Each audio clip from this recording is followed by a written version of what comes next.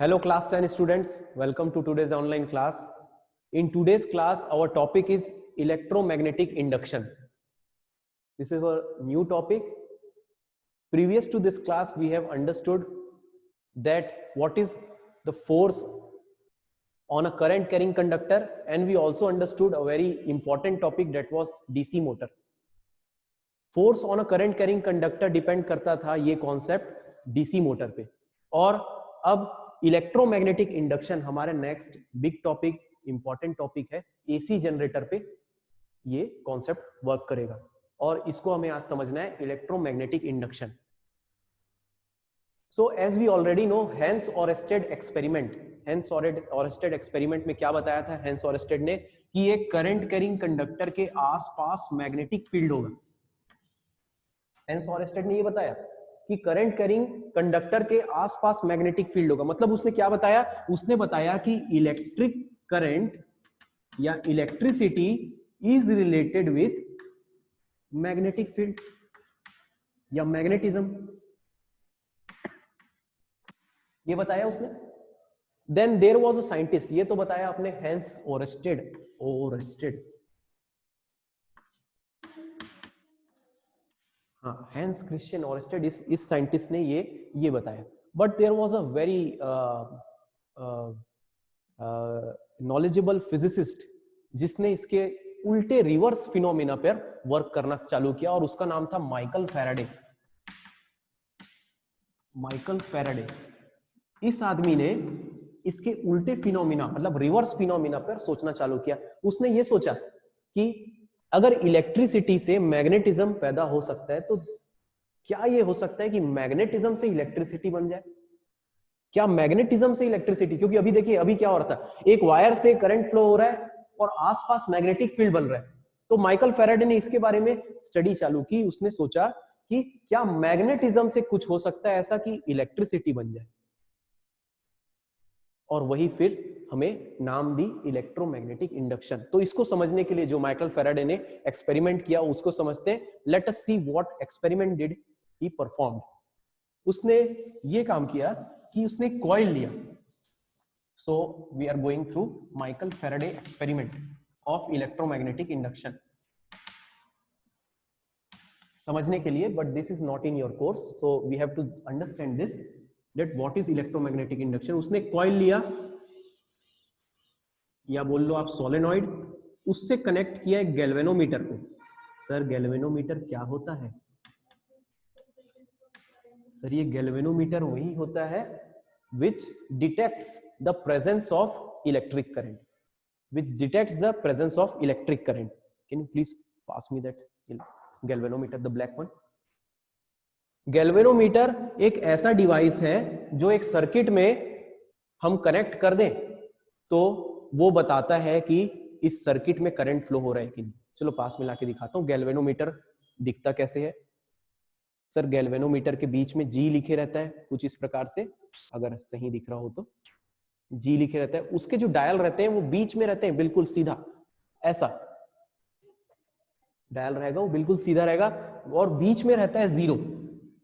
अगर कोई current flow नहीं हो रहा तो ये बीच में रहेगा एट वर्टिकल पोजीशन इस प्रकार से, और हम लोग इधर से एक वायर कनेक्ट करते हैं और इधर से एक वायर कनेक्ट करते हैं। और अगर सर्किट में, अगर हम इसे सीरीज में लगाते हैं हमेशा, अगर सर्किट में करंट फ्लो हो रहा है तो ये डिटेक्ट कर देगा, बता देगा डायल को।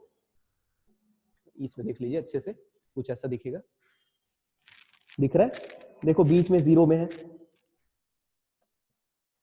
ठीक। जितने एम्पियर का करंट हो रहा है ये थोड़े से अमाउंट का ही करंट को मेजर करता है। तो जब हम लोग इस सोलेनॉइड में इस गैल्वेनोमीटर को कनेक्ट किए, ऑब्वियस सी बात है अभी कोई भी बैटरी नहीं लगी हुई है, इसमें कोई करंट फ्लो नहीं कर रहा है, तो इसका डायल जीरो में रहेगा। अब हम लोग क्या किए, हमने नहीं, फैराडे ने क्या किया, पास में एक मैग्नेट को रखा, सिर्फ रखा, अभी north pole south pole bar magnet को रखा। तो उसने ऑब्जर्व किया नो डिफ्लेक्शन इन गैल्वेनोमीटर। उसने ऑब्जर्व किया कि कोई डिफ्लेक्शन नहीं हुआ इस गैल्वेनोमीटर, बस रखा बस था, है ना। उसने बहुत सारी स्टडीज, बहुत सारे एक्सपेरिमेंट किए, तब जाकर ये एक्सपेरिमेंट हुआ। क्या उसने एक बार मैग्नेट को रखा, यहां पर कुछ नहीं हुआ, ये पहली चीज की है। उसके बाद उसने क्या किया, इस बार मैग्नेट को इस कॉइल के पास लाया, मूव किया इस तरफ, उसको कुछ मोशन दिया, इस बार मैग्नेट को कुछ मोशन दिया इस तरफ, तो उसने देखा कि there was a deflection in the galvanometer. अब उसको गैल्वेनोमीटर में डिफ्लेक्शन मिला उसे, गैल्वेनोमीटर में डिफ्लेक्शन मिला। ठीक, कैसा डिफ्लेक्शन मिला वो भी बता देता हूं। वो डिफ्लेक्शन मिला उसको कुछ इस प्रकार का, डिफ्लेक्शन इन द डायल मिला। अब गैल्वेनोमीटर में कोई डिफ्लेक्शन मिल रहा है, यानी deflection is there in the galvanometer, means there is some current. अब ये तो एक बिल्कुल मैजिक हो गया, जादू हो गया, क्योंकि यहां पे कोई बैटरी नहीं लगी हुई है, कोई बैटरी नहीं लगी हुई है, फिर भी हमको कोई करंट मिल जा रहा है, फिर भी हमको कोई करंट मिल जा रहा है। तो ये कैसा करंट है? इस करंट को हम लोग बोलते हैं इंड्यूस्ड करंट। इस करंट को हम लोग बोलते हैं इंड्यूस्ड करंट। याद रखने वाली बात है, इंड्यूस्ड करंट। सर इंड्यूस्ड का मतलब क्या होता है? और उसी से बना है इंडक्शन। ठीक, तो आम भाषा में इंड्यूस्ड को आप ये समझ लो, इंड्यूस्ड का मतलब होता है संगत, इंडक्शन का मतलब होता है संगत। अच्छी संगत, बुरी संगत, जिसने आपको अच्छा बना दिया और जिसने आपको बुरा बना दिया, होता है ऐसा? होता है। आपने देखा होगा, आपका दोस्त कुछ ज्यादा पढ़ने लगा तो या तो आप उसको बिगाड़ देते हैं या तो वो आपको सुधार देता है। यही होता है संगत का असर, है ना? तो यही हो रहा है इस मैग्नेट के मोशन के संगत में, इस मैग्नेट के मोशन के संगत में इस कॉइल में करंट क्रिएट हो जा रहा है। इसीलिए इस करंट को बोलते हैं संगत वाला करंट, यानी कि induced current. Induced current, induced current. ठीक, और ये जो संगत है ना, ये जो इंड्यूस्ड करंट जो है, ये इंड्यूस्ड करंट जो है वो कुछ इस प्रकार की पैदा होती है, कुछ इस प्रकार की पैदा होती है कि वो इसके मोशन को अपोज करे, इसके मोशन को अपोज करे। मतलब ये मैग्नेट जो सामने आ रहा है ना, उसके मोशन को अपोज करे। अब ये इमेजिन करो, एक सोलेनॉइड में करंट बहेगा तो क्या मैग्नेट की तरह काम करेगा? एक सोलेनॉइड में मैग्नेट, हमने अभी पढ़ा है, एक सोलेनॉइड में अगर करंट बहे तो वो एक बिल्कुल बार मैग्नेट की तरह मैग्नेटिक फील्ड बनाता है, बार मैग्नेट की तरह मैग्नेटिक फील्ड बनाता था बिल्कुल सोलेनॉइड। नहीं याद आ रहा है तो पन्ने पलट के देखो, पीडीएफ में नोट्स भेजा था मैंने, क्या बोला था कि अगर एक सोलेनॉइड में करंट फ्लो होगा तो बिल्कुल एक बार मैग्नेट की तरह मैग्नेटिक फील्ड बनाता था। वो नॉर्थ पोल साउथ पोल उसका भी बनता था, नॉर्थ से साउथ बाहर की ओर रहते थे मैग्नेटिक फील्ड, और साउथ से नॉर्थ सोलेनॉइड के अंदर मैग्नेटिक फील्ड रहता था, सर्कुलर एक लूप बनता था। तो सोचो कि ये मैग्नेट सामने आ रहा है, उसको रोकने के लिए ये कैसा मैग्नेट बनेगा कि ये नॉर्थ पोल इसके सामने से ना आए, रोके उसको। इसको भी खुद नॉर्थ पोल बनना पड़ेगा, इसको भी खुद नॉर्थ पोल बनना पड़ेगा। ये नॉर्थ पोल बनना चाहेगा अपने आप संगत में, इस मैग्नेट के संगत में जब ये मूव हो रहा है तो ये क्या करेगा, खुद एक नॉर्थ पोल बन जाएगा। भारी हो रहा है कॉन्सेप्ट, भारी हो रहा है, नई चीज है, समझने में समय लगेगा। देखो क्या हो रहा है, पहली बात कि जब कोई डिफ्लेक्शन नहीं मिला था हमें गैल्वेनोमीटर में, इसको हमने मोशन नहीं दिया, मैग्नेट को पास में रख दिए थे, कॉइल में कोई करंट नहीं बह रहा था, मगर जैसे इस बार मैग्नेट को हमने सामने लाए, इसमें करंट बहने लग गया।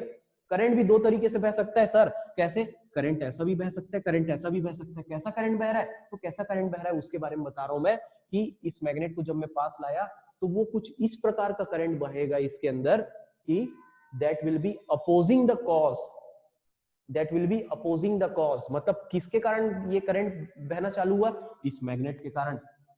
तो वो क्या करेगा, इस मैग्नेट को पास में नहीं आने देगा, वो खुद नॉर्थ पोल बन जाएगा। और नॉर्थ पोल अपने आप एक दूसरे को क्या करते हैं, अट्रैक्ट करते हैं कि रिपेल करते हैं, धकेलते हैं कि खींचते हैं? धकेलते हैं सर, यस। इसीलिए वो क्या करेगा, खुद एक नॉर्थ पोल बन जाएगा और धकेलने की कोशिश करेगा। अब सोचो यहाँ पे ये नॉर्थ पोल बनेगा तो हम लोग एक बात जानते हैं कि साउथ पोल और नॉर्थ पोल किसी सर्कुलर लूप में कब बनते हैं? अगर क्लॉकवाइज कहीं पे आपको करंट घूमता हुआ दिखे, घड़ी की दिशा में करंट घूमता हुआ दिखे, तो वो साउथ पोल है, बस इतना याद रखना। अगली चीज उसकी उल्टी होगी, उसको मत दोहराओ। तो अगली चीज ऑब्वियस सी बात है, एंटी क्लॉकवाइज में नॉर्थ पोल। तो यहाँ पे करंट एंटी क्लॉकवाइज घूमेगा, मतलब करंट नीचे से आएगा और ऐसा घूमेगा और ऐसे जाएगा, ऐसे ऐसे जाके वापस इधर, और गैल्वेनोमीटर को करंट के डायरेक्शन में मोड़ देगा। देखो गैल्वेनोमीटर का कांटा किधर दिख रहा है सर, इधर दिख रहा है, मतलब क्या किया, करंट ने उसके डायरेक्शन, डायल के डायरेक्शन को ऐसे मोड़ दिया, इधर जा रहा है सर करंट बता के। ठीक है सर, ये नॉर्थ पोल बन गया, और अगला इधर ऑब्वियस सी बात है साउथ पोल बन जाएगा। तो क्या हुआ यहाँ पे, इलेक्ट्रोमैग्नेटिक इंडक्शन हुआ। माइकल फैराडे ने बताया कि अगर हम मैग्नेट बस को रख दें यहाँ पे तो कुछ नहीं होने वाला, मगर मैग्नेट को मोशन दे दे तो जिस प्रकार का मोशन दे रहे हो ना उसको अपोज करने के लिए करंट बन जाएगा, जिसको हम लोग बोलते हैं इंड्यूस करंट, क्योंकि वो एक संगत में पैदा हुआ है। ठीक है, और अब हम लोग को गैल्वेनोमीटर में डिफ्लेक्शन मिलेगा। जस्ट इसके उल्टा भी करके देखा उसने इससे उल्टा भी करके देखा। अब क्या किया, अब उसने मैग्नेट को पीछे ले गया, मैग्नेट को पीछे ले गया, तो मैग्नेट को पीछे ले गया तो उसने क्या देखा कि मैग्नेट पीछे जा रहा था, दूर जा रहा था, तो फिर से इसमें एक डिफ्लेक्शन मिला उसे, फिर से इसमें डिफ्लेक्शन मिला, इसमें फिर से एक करंट मिला, मगर वो करंट जस्ट पिछली बार से उल्टे डायरेक्शन का था, उल्टे डायरेक्शन का था। देखो ऐसे डायरेक्शन का। अब इसके बारे में बात कर लेते हैं, कैसा हुआ होगा ये। सोचो, ये मैग्नेट दूर जा रहा है, इसके कारण इसमें एक इंड्यूस करंट हुआ जो उसके दूर जाने को अपोज करेगा, उसको रोकेगा। कैसे रोकेगा, खुद एक मैग्नेट बन के। मैग्नेट कब बनेगा, जब इस कॉइल में से करंट बहेगा, तो करंट बहा दिया उसने, मगर रोकने के लिए उसको खुद मैग्नेट में कौन सा पोल बनना पड़ेगा, यहाँ पे एक नॉर्थ पोल दूर जा रहा है, आजा भाई आजा, इसको साउथ पोल बनना पड़ेगा। South pole north pole attract करेगा एक दूसरे को, रोकेगा, रुक रुक रुक, नॉर्थ पोल अगला तरफ, साउथ नॉर्थ, सॉरी ये साउथ पोल, ये नॉर्थ पोल। तो सोचो ये साउथ पोल कब बनेगा, जब इसमें क्लॉकवाइज करंट घूमना चाहिए। तो सोचो क्लॉकवाइज कैसे घूमेगा, ये देखो, ये यूं घूम के नीचे आया, कैसे घूम रहा है करंट, मैं यहां से देखूं तो कुछ इस तरीके से घूमकर नीचे आता दिख रहा है, इस तरीके से। देखो ये कैसा घूम रहा है, मेरा हाथ कैसा घूम रहा है, घड़ी की दिशा में घूम रहा है, क्लॉकवाइज मतलब साउथ पोल। बात समझ में आई? नहीं आई तो फिर से फॉरवर्ड करें इस वीडियो को, ध्यान से सुनना, मैंने क्या बात बोला। फिर डिफ्लेक्शन मिला, तीसरी बार में फिर डिफ्लेक्शन मिला। डिफ्लेक्शन क्यों मिला, क्योंकि करंट मिला हमें। गैल्वेनोमीटर तभी डिफ्लेक्शन दिखाएगा जब करंट आएगा उस सर्किट में। यहाँ बिना बैटरी के ये डिफ्लेक्शन दे रहा है वो करंट, ये galvanometer, because current is induced in this circuit because of this magnet, motion of this magnet. याद रखना, मोशन ऑफ दिस मैग्नेट, इस मोशन, मैग्नेट के मोशन के कारण ही हो रहा है। एक दिमाग में आता है क्वेश्चन कि सर ऐसा क्या हो रहा है मोशन में कि ये जादू हो जा रहा है। So for that I'll tell you that you have to go through this all things again in 12th class to understand it deeply। और अच्छे से हम लोग समझेंगे इसको 12th क्लास में कि मोशन होने से ऐसा क्या हो जा रहा है। Very interesting topics.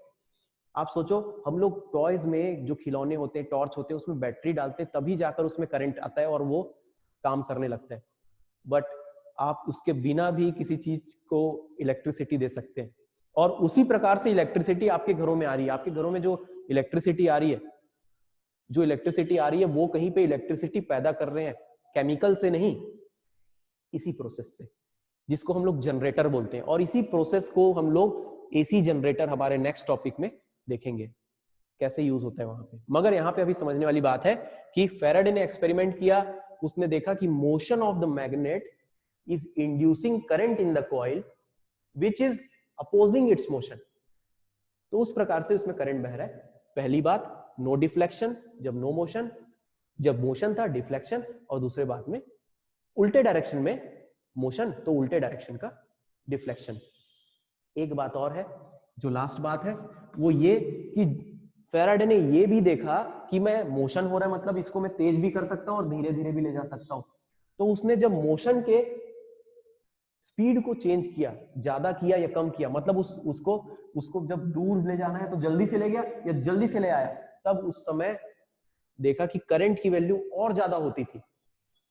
मतलब ये करंट की वैल्यू डिपेंड करती है, ये करंट जो इंड्यूस्ड करंट है depends on the what factor. तो हम लोग लिखेंगे इसको कुछ इस प्रकार से, factors on which induced current depend. तो ये बात समझ में आई? क्या ये बात समझ में आई? बोलो, कुछ नहीं बोलते आप लोग वीडियो में। Factors on which induced current depend, किस किस चीज पर, कौन सी चीज है factor on which induced current, इसको हम लोग इंड्यूस्ड करंट, संगत में पैदा होने वाला करंट, डिपेंड्स। तो पहली चीज तो है, पहली चीज जो हमें यहां दिख रही है वो क्या था? पहली चीज थी हमारी स्ट्रेंथ ऑफ मैग्नेट। पहली चीज कि ये मैग्नेट कितना तगड़ा है। कैसे तगड़ा हो सकता है सर? देखिए होगे थोड़ा कुछ एक मैग्नेट रहते हैं जिसके ज्यादा अच्छा स्ट्रेंथ नहीं रहता, इतना अच्छा फोर्स नहीं लगा पाते, तो अच्छा फोर्स वाला मैग्नेट लगाओ, है ना, अच्छा ज्यादा फोर्स वाले। स्ट्रेंथ ऑफ मैग्नेट, कितना अच्छा तगड़ा मैग्नेट है। तगड़ा मैग्नेट कैसे होगा सर? वो तगड़ा फोर्स लगा सके तो, ठीक है, अच्छे वाले मैग्नेट यूज करो सर। इलेक्ट्रोमैग्नेट क्या लगता है सबसे अच्छा होगा? इलेक्ट्रोमैग्नेट होते हैं, अभी देखे हमने कुछ क्लासेस पहले, इलेक्ट्रोमैग्नेट भी यूज कर सकते हैं इसकी जगह हम, ठीक है। दूसरा है रिलेटिव वेलोसिटी, रिलेटिव स्पीड इनके, इन दोनों कॉइल्स के बीच, या तो आप कॉइल को आगे पीछे कर लो या मैग्नेट को आगे पीछे कर लो, दोनों इफेक्ट सेम देने वाला है। तो रिलेटिव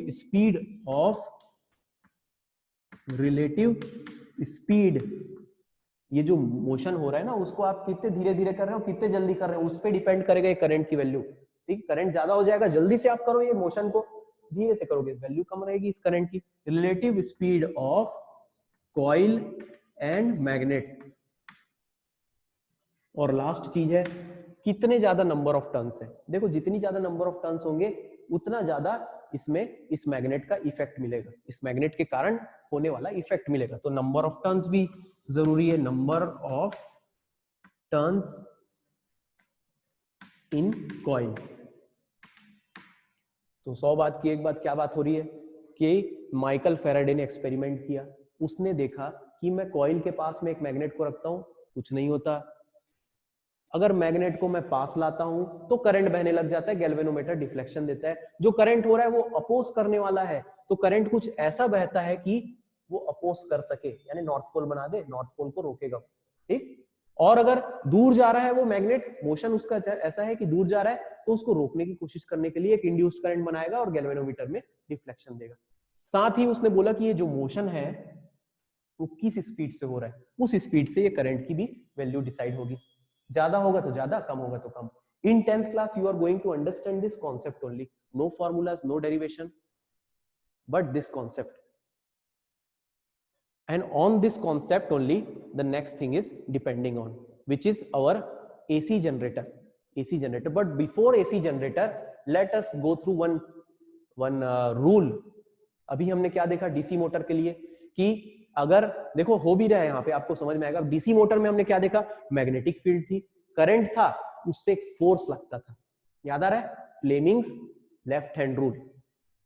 मैग्नेटिक फील्ड था, करंट था, तो उससे एक फोर्स क्रिएट होता था जिससे मोटर गोल घूमता था। अब यहाँ पे क्या हो रहा है? यहाँ पे मोशन हो रहा है मतलब कोई फोर्स लगा रहा है, मोशन हो रहा है मतलब कोई फोर्स लगा रहा है, और एक मैग्नेट है मतलब मैग्नेटिक फील्ड है। तो क्या हो रहा है? मैग्नेटिक फील्ड है, मोशन है, और सॉरी लेफ्ट हैंड नहीं, अब हमारे लिए आएगा राइट हैंड, अब हमारे लिए आएगा राइट हैंड। अब मैग्नेटिक फील्ड है, मोशन है, और उससे हमको करंट मिलेगा। मैग्नेटिक फील्ड है, मोशन है मतलब फोर्स है, जिस डायरेक्शन में फोर्स लग रहा है, और उससे हमको मैग्नेटिक इंड्यूस्ड करंट मिलेगा। So this is what we are going to understand in Fleming's right hand rule. So let us see that.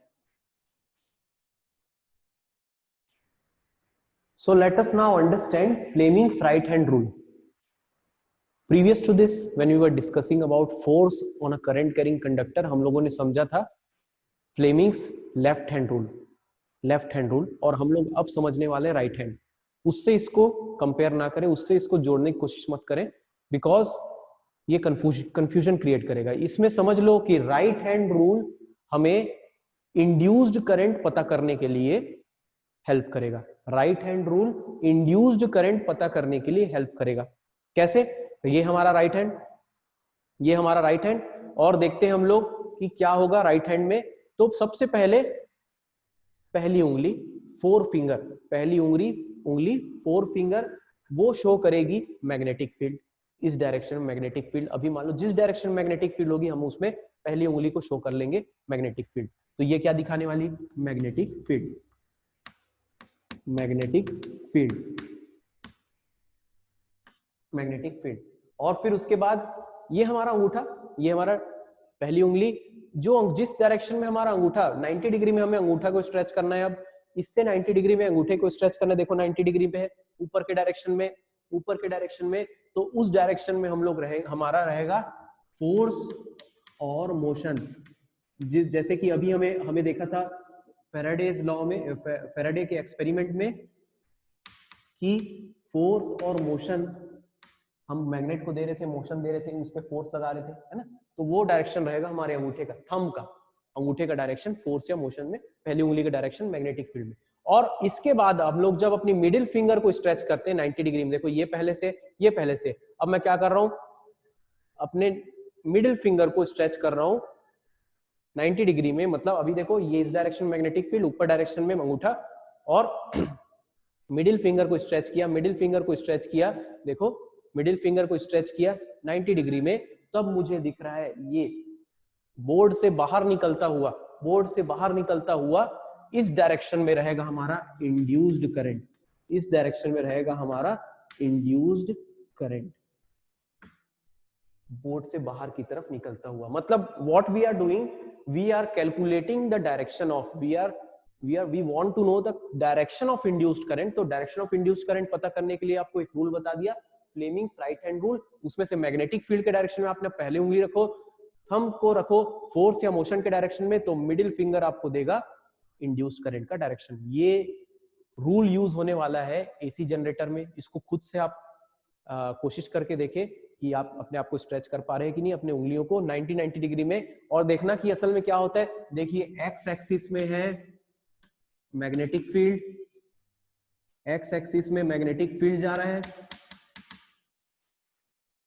Y axis में जा रहा है मोशन या फोर्स, और जेड एक्सिस में आप ले जा रहे हैं, जेड एक्सिस में ले जा रहे हैं, जो जेड एक्सिस होगा हमारा बाहर निकलता हुआ, बोर्ड के बाहर निकलता हुआ, उसमें होगा इंड्यूस्ड करंट, उस डायरेक्शन में होगा induced current. So this is what this right hand thumb rule says about. I'll tell you, I'll give you the definition also, I'll give you the rule in PDF format, notes also, but understanding is very important. Understand it with the help of your right hand. Do it by yourself and understand it. Make this diagram also, because we are going to apply it in our next topic, which is AC generator. DC generator, AC generator दोनों में use होता है. So this is it for today. Today we have understood about electromagnetic induction as well as एक experiment Faraday का, और साथ में Fleming's left right hand rule. Complete the notes, report to me, keep studying, have a nice day.